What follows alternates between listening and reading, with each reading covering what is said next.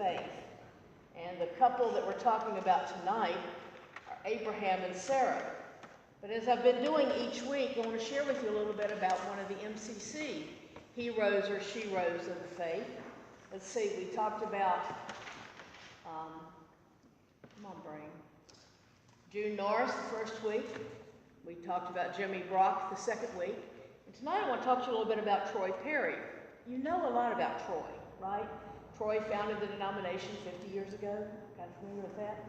And you've heard a lot of stories, and I could probably tell you a lot of personal ones because I worked in the fellowship office with Troy for about 6 months.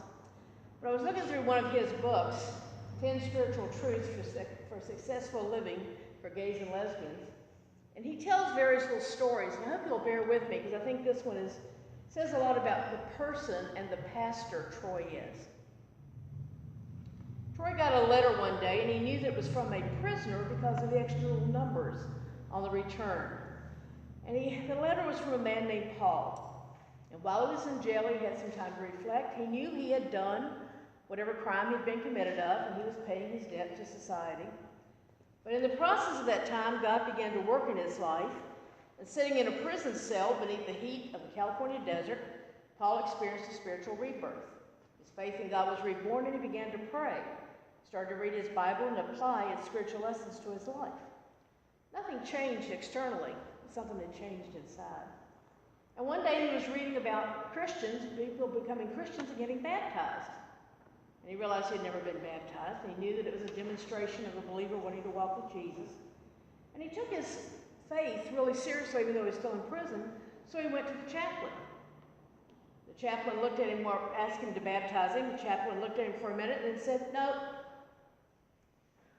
Paul looked at him and said, "What do you mean?" He said, "You're an unrepentant homosexual. Until you turn away from that, I won't baptize you." "But chaplain, I believe this is the way God created me. I don't believe God made a mistake at all." The chaplain said, "No."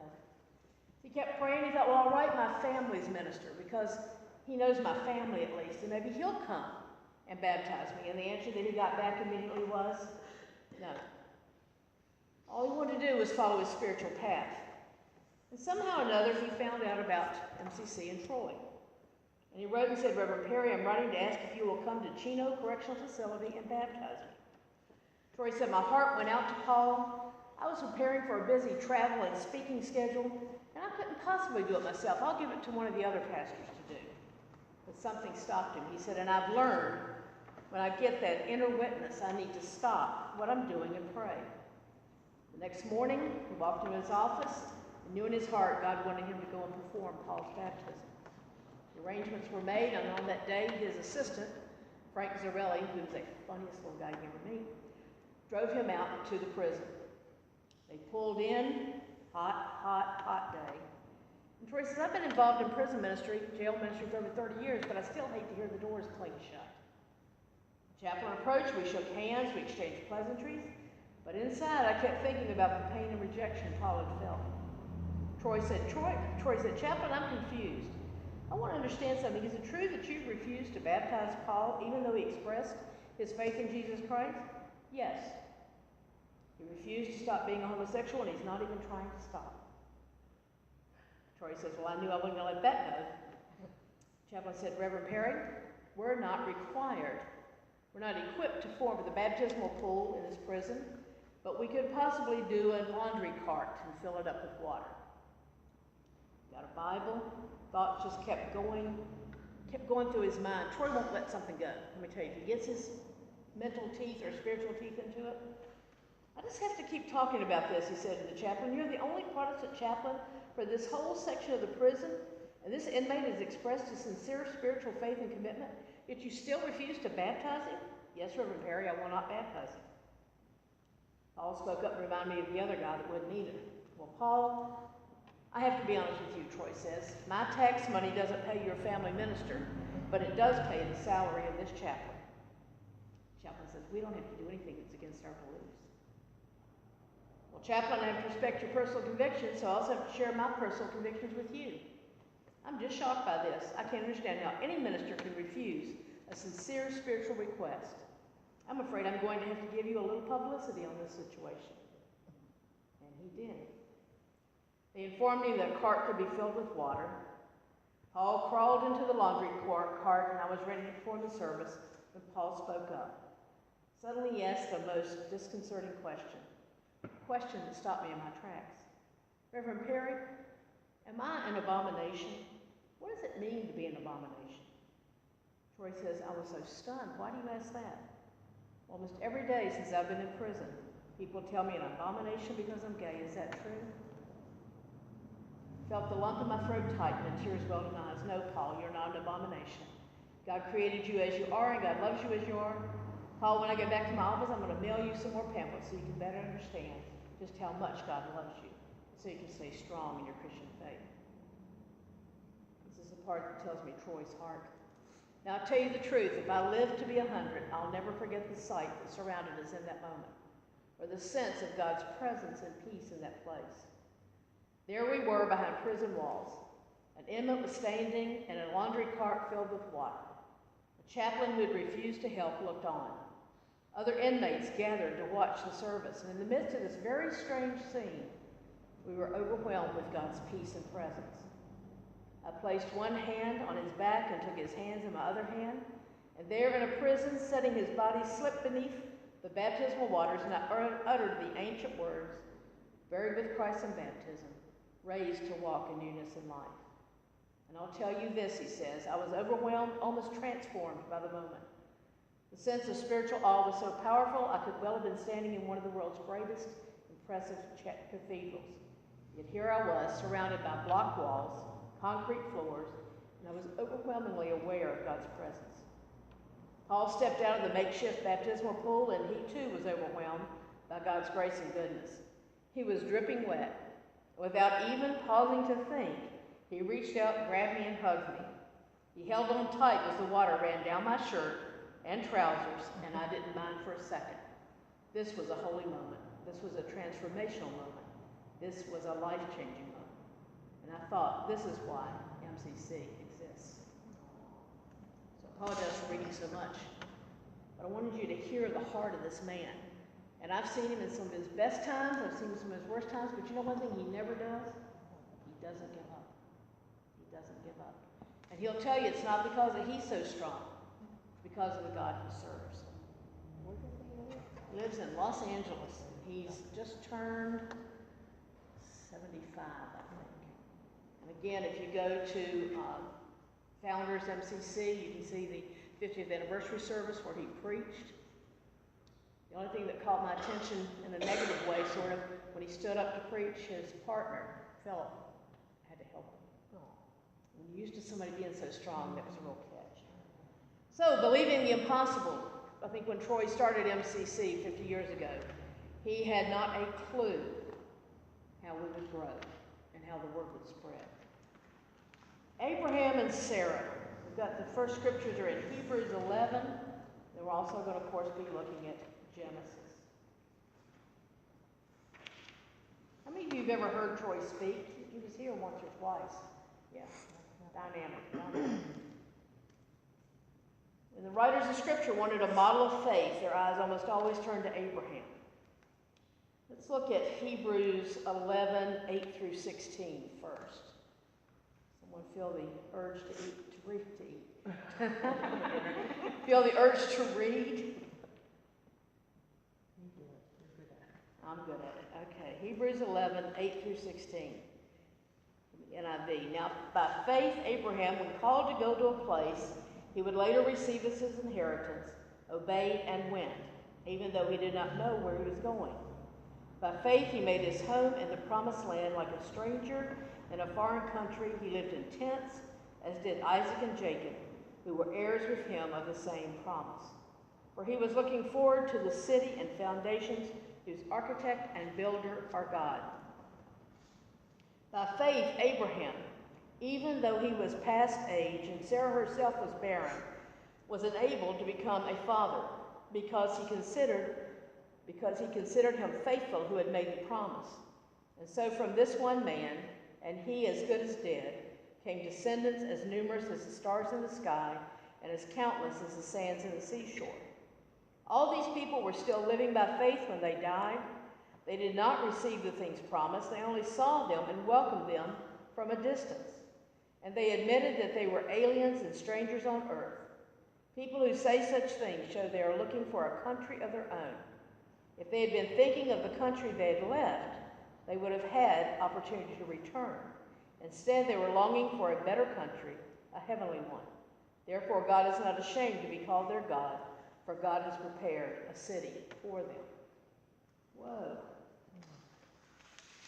Let's look at the first question. According to Hebrews 8:11-16, in what situation did Abraham exhibit faith?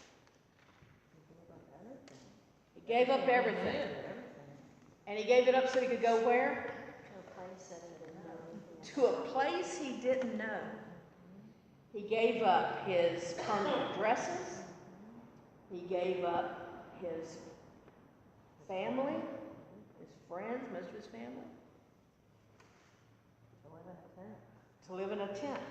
To live in a tent. It's thought that he probably wandered around on this journey for 25 years. How quickly do we get upset when what we ask for, pray for, doesn't happen like that? Anybody been waiting 25 years for something? Okay, I'm not going to ask. I'm not going to ask. He exhibited this faith in what seemed like a really big step. What price did Abraham pay to respond obediently to God's call? What did he give up? He left a cultured center, a large area where people lived and had houses and had families. And he took off into the wilderness to be a nomad. It's one thing if you know where you're going. You know where the address is, but if you're just kind of going. He would end up being a foreigner wherever he went. That happens to some of us. When I moved to New Jersey to teach school one year, the principal said I taught English as a second language, Southern. And I've done that to people. You're not from here, are you? You know that? He lived his extended family and friends and probably business associates. The closest thing I could compare this to for my life was when I went to my first church in 1986 in Ventura, California. I knew no one except the woman that went with me. I was 3,000 miles away from any family. I had met a few of the MCC pastors, leaders out there, but even where I lived was a good hour and a half north of where most of them were. And I remember thinking, this is really different. You can't go running home to mama. You might go call, and even that was expensive at that point.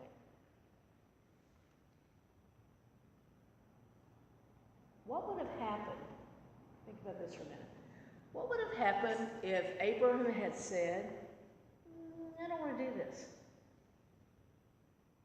Or if he had started thinking so much about from whence he'd come, he turned around and wanted to go back. What would have happened? What do you think might have happened? I think he would have been miserable, for starters. He might have been miserable. It might have been, too, that when he got back there, all he'd given up had been taken over by somebody else. You ever move back to where you used to live? And some of the people that you were close to then? Especially if you left and they thought you were a little crazy. Some of you may remember there was a guy here, I'm not going to say his name, who met somebody in a far distant state. And he decided he wanted to go and be with this person. Everybody came to me, because I'm supposed to run the world. You have to tell him he can't go. Remember this issue? You can't tell him he can't go. And this guy was so excited. And I said, no, we have to tell him. If he comes back, we'll still love him. And sure enough, about 3 weeks of being out there, folks went and got him. He came back, and it was not held over his head. I believe that if Abraham had not chosen to go, God would have found somebody else to take off and go do what needed to be done. I'm kind of like that would if Jesus had refused the cross. It would have taken a little while longer, but I believe someone else would have been sent to do that. Because God's purposes are the point, not the person. Does that make sense? When has God called you to leave behind what you're comfortable with to take a step? May not mean going off into a foreign country, but have you ever had to leave something that was maybe comfortable to do something that was a little more challenging? I just did. Moved from the eastern part of the state here. What else? Leave a job and start your own business. Leave a job and start your own business. Some of us have left churches that we may have grown up in. You knew all those folks coming in and going out. You knew all the songs they always sang. And they've been led to a different place. I don't know about you, but I have to be really pretty sure that I'm doing the right thing. If I've got a quiver about it, I usually wait a little longer. And I would encourage you to consider that too. While in Canaan, Abraham and Sarah were visited by 3 strangers. Let's look at that. Go back to Genesis chapter 18. This is one of the coolest stories in Genesis.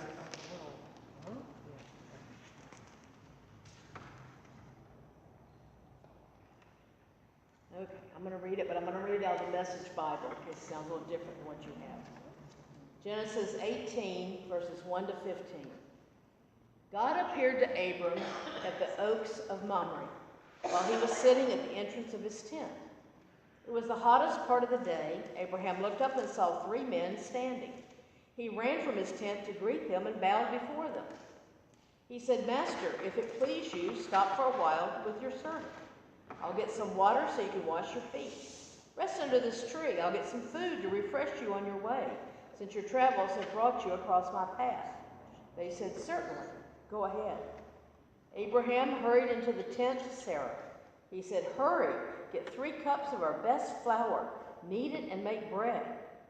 Then Abraham ran to the cattle pen and picked out a nice plump calf and gave it to the servant, who lost no time getting it ready. Then he got curds and milk, brought them with the calf that had been roasted, set the meat before the men, and stood there under the tree while they ate. The men said to him, "Where is Sarah, your wife?" He said, "In the tent." One of them said, "I'm coming back about this time next year. When I arrive, your wife Sarah will have a son." Sarah was listening at the tent opening just behind the man. Abraham and Sarah were old by this time, very old. Sarah was far past the age for having babies. Sarah laughed within herself. An old woman like me get pregnant with this old man of a husband. God said to Abraham, "Why did Sarah laugh, saying, 'Me have a baby, an old woman like me?'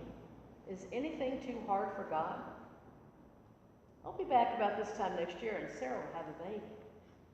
Sarah lied. She said, "I didn't laugh," because she was afraid. But he said, "Yes, you did. You laughed." So he was visited by these 3 strangers. Now, you've heard talked about before how important hospitality was to people at that time. There were no Holiday Inns. There were no fast food restaurants. Somebody crossed your path, and Abraham and Sarah weren't just out by themselves. They had a whole bunch of people with them. And somebody shows up out of nowhere. You didn't just say, "Hi, next town's 20 miles that way." You were under obligation to be hospitable to them. What makes this sound like maybe he did a little more than just the very minimum? He gave him the best of everything. Gave him the best of everything. You ever thought how long it took to get this meal together? Yeah. Now, I'm not a fancy cook at all. And I don't know anything about slaughtering animals. But it seems to me by the time she'd knead the bread, let it rise, if it rose, bake it, get the thing cooked and get it roasted. She couldn't just run to Kroger and get some stuff, okay? So they took time to do the very best. Treated with respect and with hospitality, over and above, lavishly. And did you hear a little bit of honor in that? It wasn't like, "Oh no, here comes some more people." Did you ever hear your mom do that? Somebody pulls in the driveway and she goes, "Oh, do we have any cake left? Is there any milk? Do we have coffee?" What do you think he sensed something special about these people? He said he saw 3 men. Did he sense something special? I think because he bowed, first of all, and I don't think he would bow to just anybody. No, that was part of the normal Oh, it was? greeting. So I like thought he meant like to the dirt, like, I don't think so. but He anyway. could have. What else might have made him think they were special? Huh? How they were dressed, possibly. Could have been how they were dressed. Because, later they're referred to as angels. I don't think they had on white robes and wings. But they were obviously people who required or demanded or you wanted to respect. You know how that is. You're at your business, whatever that is. And somebody walks in dirty jeans, muddy sweatshirt, nasty shoes. You still be nice to them, you shake their hand, you say, oh, somebody walks in a nice suit, fancy shoes, maybe have a briefcase. Depending on your job, you may be a little more tense at that point, wondering who the lawyer was. Something special about them. Well, it said that he was sitting at the entrance of the tent and he looked up and they were just standing there. So if he was sitting at the entrance, he would have seen them approach. Right. But they just appeared. They just appeared. Again, remember, we're out in the wilderness, if you will. People, you see them coming. Not like a car and you'd have the dust behind them, but you would have seen them coming from afar. So they show up. That tells them there's going to be something special.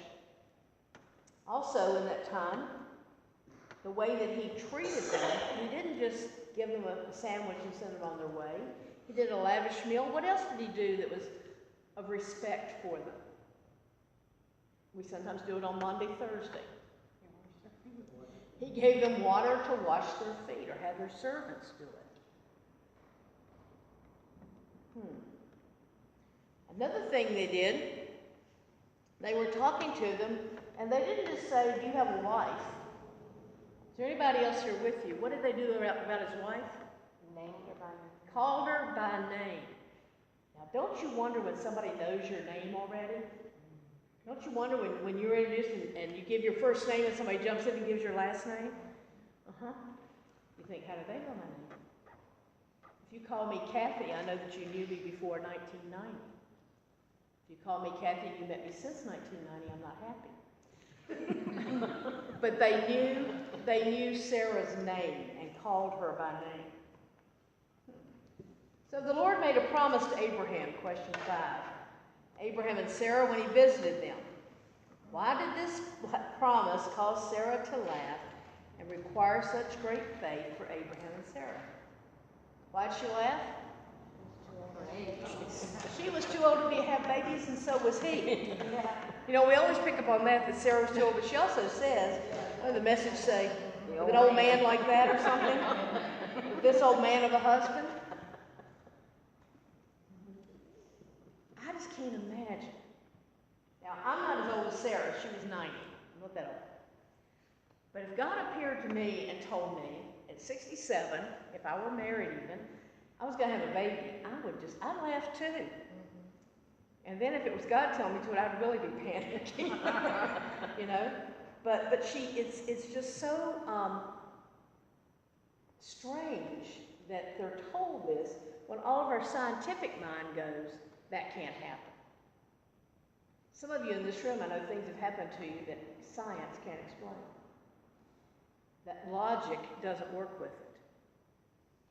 But it's interesting part of that question when it says, require such great faith for both Abraham and Sarah.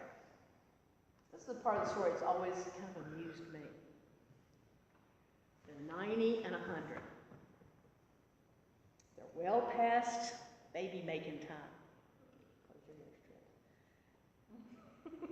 Do you realize what they had to do to make that happen? And I've often thought about that. I'm like, can't you just see them? Picture this. I was just what I'm feeling. Can't you just picture this? Sarah looks at Abraham. Abraham looks at Sarah. It's been a while. Do you think? And how is it gonna? But again, if God said it was going to happen, then logic and biology and all that doesn't come into play. But they had to believe that to do what was required for that baby to come about. And we don't get any details about if it happened, immediately or whatever, but they were willing to do what seemed really stupid. Almost insulting, almost hurtful. But they did it. They did it. Question 6 says, about what situation or circumstance is God telling you that it's never too late? Not that one, that's for sure. That it's never too late. What can you believe God to do in the seemingly impossible situation based on Hebrews 11:12? Somebody flip back to 11:12 for me.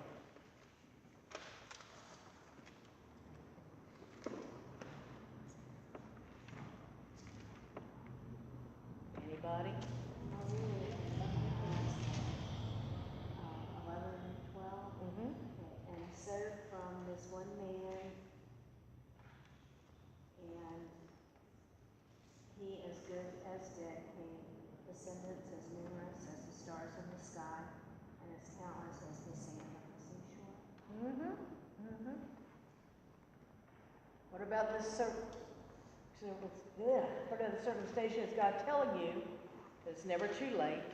What can you believe God to do in a seemingly impossible situation? Because it wasn't just one child that came out of this. It was then their kids and their kids and their kids and their kids. Anybody have a situation they've been in or are in that seems impossible?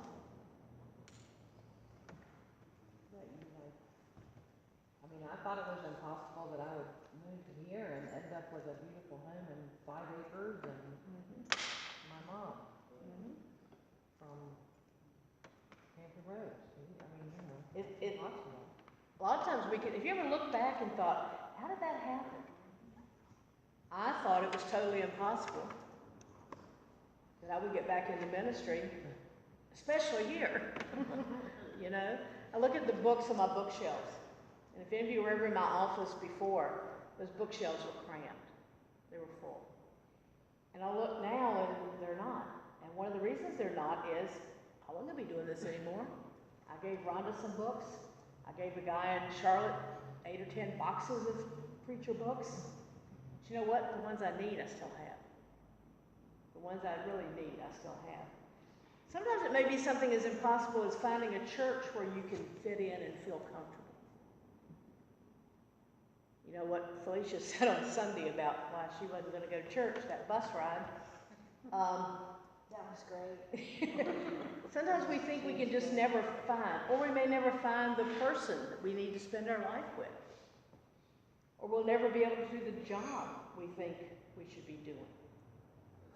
Most of us aren't willing to wait as long as Abraham and Sarah had to wait. Abraham and Sarah had been wanting to have a child for forever. And it's cool if you read the rest of the story, because even then, in that year waiting on God, they got patient. They got moving ahead. Number 7, why does the writer of Hebrews hold Abraham and Sarah up with others as example of those who finished life well? 11:13. All these people were still living by faith when they died. They did not receive the things promised. They only saw them and welcomed them from a distance. And they admitted that they were aliens and strangers on earth. Why are Abraham and Sarah such the poster kids for this?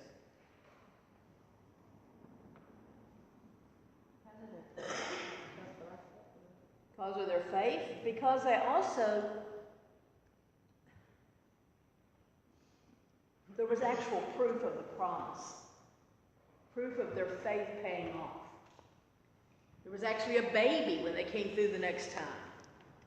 Okay? It's one thing to hope and think and trust God for something, and sometimes we may not see it for ourselves, but we can see it for someone else. I used to wonder if God were on vacation for me, because God seemed to be working in everybody else's life in such ways. One child and the completed promises, and Abraham and Sarah didn't live to see the rest of that promise. God promised them that their descendants would be as numerous as the stars in the sky and more than the grains of sand on the seashore. And my grandmother had 12 children. Those 12 children had 50 great-grandchildren. And I don't know how many great-greats there are now. I think there's probably about 30 or 40 of those. The last grandchild was born just before my grandmother died. She never saw the rest of those. And this was an even greater, more gigantic idea.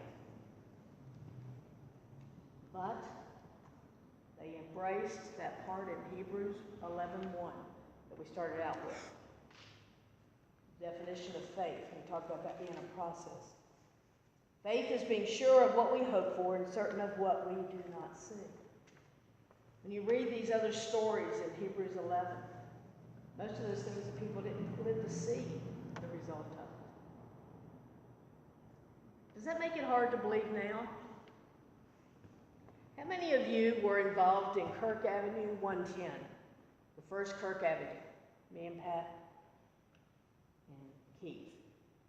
How many of you were involved in 116 or whatever that other number was, Kirk Avenue?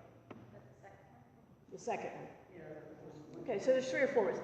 When we were sitting there at 110 Kirk Avenue in that little bitty room, and if you got there late, where did you have to sit? In a closet. Did you ever expect to be in this building? I didn't.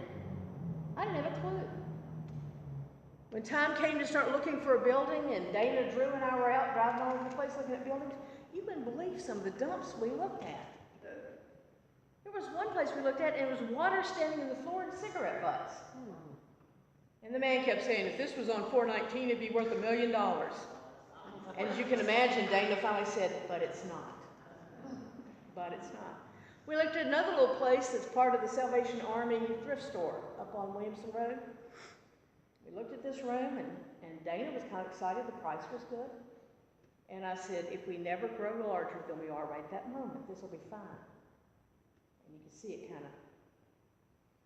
But people had the faith and the belief that God had a place for us. Talk just a little bit about 8. Question 8. What city was Abraham seeking? Verse 10 in Hebrews 11 says, turn back a page.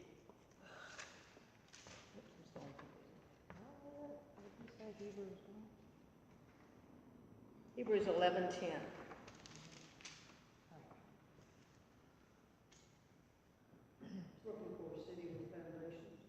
Looking for a city with foundations whose architect and builder are God.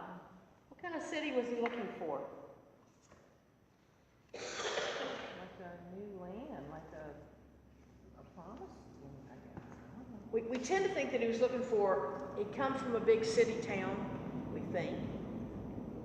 We thought he'd be going to a big city. Now, a big established building. Where is he living right now? In tents. Kind of hard to imagine 4 walls and a ceiling. You're living in tents, unless you're a camper like somebody. Living in tents, but looking to cities. And then there's a question about what that phrase means. Have you ever heard that phrase? A city whose builder and architect is God? What does that sometimes refer to? It's a phrase that's often used in talking about heaven. Or in their case, when God would give them Jerusalem. I wish I wasn't channeling Vestal Goodman right now, and I'm not going to sing, but looking for a city. Anybody know that song I'm talking about? Yep, looking for a city. Don't you wonder what Abraham thought as the walk kept going, and kept going, and kept going? And maybe for 25 years looking for that place God was leading.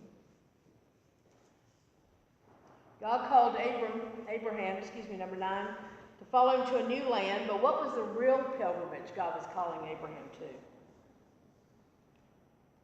You think he was calling him just to move from Haran to Canaan? He was calling him to walk by faith. To walk by faith. It wasn't a geographical so much as a spiritual. You know, they talk in 12 steps about calling it geographical. You know what that means? Oh, man, I know it's hard here, and I'm drinking here, and I'm abusing here, but I'm going to move to so-and-so, and it'll all be better there. And most people find out when they get there, everything they had here was right here. I worked in a dual diagnosis program in California, and we would tell the folks when they got ready to leave, especially around alcohol, and when you go out the door, 3 doors to the left, there's a liquor store. They're not locking the door just because you're sober now. So you got to go on that spiritual journey, not just down the street. A real pilgrimage, ways to grow in his understanding of God, ways to trust God would keep God's promises, and began that journey for us that leads to that city whose maker and builder is God. As Christians, we forget that our faith started here too. If it hadn't been for Abraham doing what he needed to do, to get to where he needed to be, to have the descendants that he needed to have, and for them to have the descendants that they needed to have, and on and on and on, and finally, poof, there's Jesus. Get stuck in that Matthew. Get stuck in that Matthew. The last question says, or question 9, God called Abraham to follow him to a new land. The real pilgrimage was spiritual. Number 10, what can we learn from Hebrews 11:14-16 about the focus of our own spiritual pilgrimage? Verses 14-16 in the Message. How did they do it? They saw it way off in the distance, waved their greeting, and accepted the fact that they were transients in this world. People who live this way make it plain that they're looking for their true home. If they're homesick for the old country, they could have gone back any time they wanted. But they were after a far better country than that, a heaven country. You can see why God is so proud of them and has a city waiting for them. Focus of our own spiritual journeys. You ever wanted to go back? Back where? I started to say it's hard to come home, but I've kind of done it, so I can't use that one. But I don't want to go back to that Baptist church where I was raised. I don't want to go back to the Episcopal church that taught me how to consecrate communion and do those kinds of things and learn what a lectionary is and Advent. It was great, and I learned a lot there, but I don't want to go back. I don't want to go back to where this church was when I came here in 98. There's a lot of good stuff there, but we can't go back there because many of us have grown, and new people have come in, and we've got to move on to the next step. What happens if you get stuck in the used-to-bes? Can't move ahead, can't see today. Can you look back and be thankful for what was there? Yes. You can look back and think, I'm glad I'm not doing that again.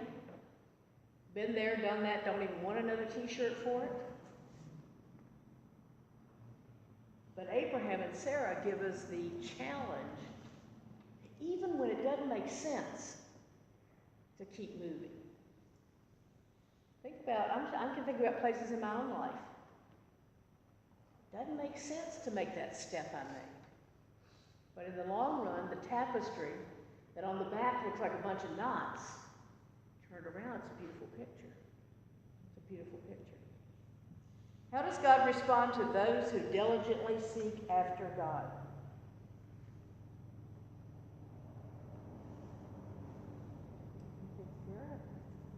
Therefore, God is not ashamed to be called their God, for God has prepared a city for them. Have you ever been embarrassed by someone else? Yep.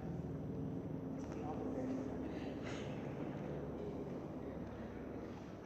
And even if you know their heart's right, there's still that embarrassment. Hebrews says, whoever wrote the book of Hebrews says, because those people were faithful, God was not ashamed to be called their God. It really makes me stop and think sometimes. If literally Jesus was standing beside me in a particular situation, would he be embarrassed if I turned around and said, this is my buddy Jesus? I grew up in a church where this lady was like my spiritual grandmother. And her line used to always be, don't ever go anywhere or do anything that you'd be embarrassed if Jesus were there, or if Jesus saw you there. That kept me out of a lot of trouble, folks. Kept me out of a lot of trouble until I realized that Jesus was going to be with me wherever I was. And if I was somewhere that someone else might count questionable, Jesus would know the intent of my heart. And there's a story behind that I'm not telling. So the whole point of Abraham and Sarah is God gave them promises that seemed way impossible. Physically impossible. How are they going to raise these kids? They're 90 and 100. Can you imagine having a teenager when you're 116? Some of you can't imagine it now, okay? They took God's word as something that seemed ludicrous, crazy, and impossible. But there was something about that promise. And I love Sarah in the story. You know, in some ways she has the heavier burden, if you will, to carry in all this. And so I can imagine her truly, you know, Abraham may have been excited. I'm finally getting this family. Sarah's going, oh, no way. And laughed. And then when it was called on it, oh, I didn't laugh. But whatever the circumstances were, they kept on doing what they needed to do, and the future happened. How cool is that? Does that give you any encouragement to keep on keeping on? Any encouragement to, when it seems like God doesn't have a clue what God's doing, to trust that if God's in it, it's the right way? Next week, we're going to talk about anticipating God's blessing. This is one of those fun stories in the Bible that if we were writing the Bible, we probably wouldn't have included this story, because there's a little deception involved. There's some mama liking one boy more than the other involved. There's some trickery involved. Technology, and all made it to the Bible. Any last minute prayer requests or praises? And it doesn't freeze. I have a praise for getting a new coffee machine Thursday. Hallelujah. Whoop, whoop.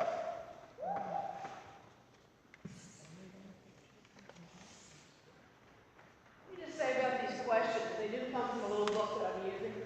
Try not to overthink them.